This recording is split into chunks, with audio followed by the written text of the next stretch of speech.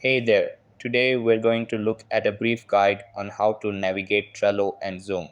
So let's get started. First, open your web browser and go to Marketplace Zoras. Over here, type Trello in the search bar and hit enter. Then click on Trello from the results. After that, click the add button on the Trello app page. Then you'll be redirected to an authorization page.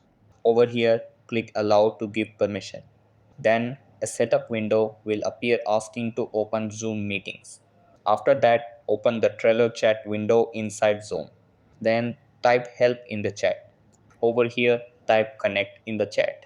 Then click connect to your Trello account. After that, log into your Trello account. Then click connect again to confirm. Over here, click allow to give Trello access within Zoom. And that wraps it up. Appreciate you watching. See you in the next.